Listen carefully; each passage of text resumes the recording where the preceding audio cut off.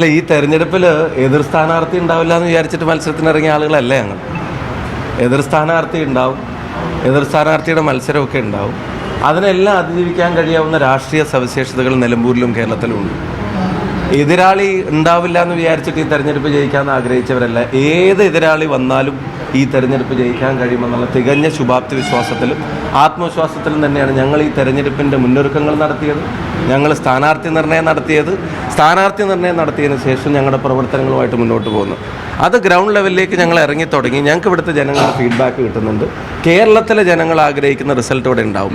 ഞാൻ ചോദിക്കുന്ന ഈ തെരഞ്ഞെടുപ്പിൽ ഇനി ചർച്ച ചെയ്യാൻ പോകുന്നത് ഇപ്പോഴെങ്കിലും ഒരു പൊളിറ്റിക്കൽ ഫൈറ്റിലേക്ക് കാര്യങ്ങളെ പറ്റിയുള്ള ചോദ്യങ്ങൾ ചോദിച്ചുകൊണ്ടിരിക്കുകയാണല്ലോ, ചോദിക്കാൻ തുടങ്ങിയല്ലോ അറ്റ്ലീസ്റ്റ്.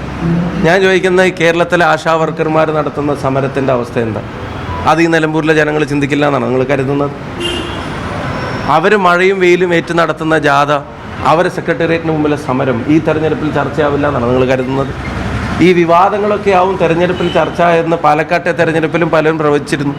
എന്നിട്ട് എന്താ അവസാനം റിസൾട്ട് വന്നപ്പോൾ ഒരു പൊളിറ്റിക്കൽ ഫൈറ്റ് നടന്നാൽ അതിൻ്റെ ഏറ്റവും വലിയ ഗുണം UDF കിട്ടാൻ പോകുന്നത്. കാരണം രാഷ്ട്രീയ സാഹചര്യം പൂർണ്ണമായും UDF അനുകൂലമാണ്.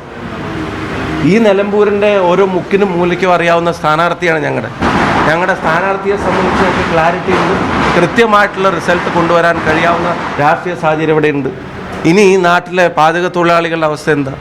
മുഖ്യമന്ത്രിയും കുടുംബവും ഉൾപ്പെടെയുള്ള ആളുകൾ നേരിടുന്ന അഴിമതി ആരോപണങ്ങൾ, CPMൻ്റെ പ്രവർത്തകർക്ക് പോലും അംഗീകരിക്കാൻ കഴിയാത്ത അഴിമതി ആരോപണങ്ങൾ നാട്ടിലുണ്ടാവുക. വലിയ അവകാശവാദ വ്യഗ്രതയിൽ കെട്ടിപ്പൊക്കിയ സാധനങ്ങൾ ജനങ്ങളുടെ മുമ്പിൽ ഇടിഞ്ഞു പൊളിഞ്ഞു വീഴുകയാണ്. കേന്ദ്രവും സംസ്ഥാനവും ഒക്കെ ദുർബലമായി പോകുന്ന ജനങ്ങളുടെ മുമ്പിൽ പറയാൻ മറുപടി ഇല്ലാത്ത തരത്തിൽ ഏറ്റവും വലിയ അച്ചീവ്മെൻ്റ് ആയിട്ട് ചൂണ്ടിക്കാണിക്കപ്പെട്ടിരുന്ന ദേശീയവാദയുടെ അവസ്ഥ പോലും ഒരു പുതിയ റീൽസ് ഇടാൻ പറ്റാത്ത തരത്തിലേക്ക് കാര്യങ്ങൾ മാറുകയാണ്. അപ്പം അതൊക്കെ വിലയിരുത്തി വോട്ട് ചെയ്യാൻ കാത്തിരിക്കുന്ന നിലമ്പൂരിലെ ജനങ്ങളുടെ രാഷ്ട്രീയ ബോധത്തിലും കേരളത്തിലെ ജനങ്ങൾ കാത്തിരിക്കുന്ന റിസൾട്ട് നിലമ്പൂരിൽ നിന്ന് ഉണ്ടാവുമെന്നുള്ള ഉറപ്പിലും ഞങ്ങൾക്കൊരു ആത്മവിശ്വാസക്കുറവുമില്ല. ഞങ്ങളുടെ പ്രവർത്തനങ്ങളുമായിട്ട് മുന്നോട്ട് പോകുന്നു. സ്ഥാനാർത്ഥി ഉണ്ടാവട്ടെ, എല്ലാവരും സ്ഥാനാർത്ഥി, മറ്റവരും സ്ഥാനാർത്ഥിയെ നിർത്തട്ടെ. അതൊക്കെ അതിൻ്റെ വഴിക്ക് അവരുടെ സ്ഥാനാർത്ഥി ആരാണ് തീരുമാനിക്കാനുള്ള എല്ലാ സ്വാതന്ത്ര്യം അവർക്കുണ്ട്. ഇതിന് മുമ്പ് നിങ്ങൾ ചോദിച്ചപ്പോഴും ഞങ്ങൾ പറഞ്ഞിട്ടുള്ളത് അത് തന്നെയാണ്. അതങ്ങനെ നടക്കട്ടെ. ഫസ്റ്റ് ചോയ്സ് സ്ഥാനാർത്ഥി ഇതായിരുന്നോ എന്നുള്ളത് അവരുടെ ഇത്രയും കാലത്തെ സെർച്ച് എഞ്ചിൻ അതുമായിട്ട് ബന്ധപ്പെട്ട കാര്യങ്ങൾ നമ്മളോട് പറയുന്നുണ്ട്. അതൊക്കെ അവരുടെ ഇഷ്ടം. അവരുടെ സ്ഥാനാർത്ഥി ആരാണെന്ന് അവർക്ക് തീരുമാനിക്കണം.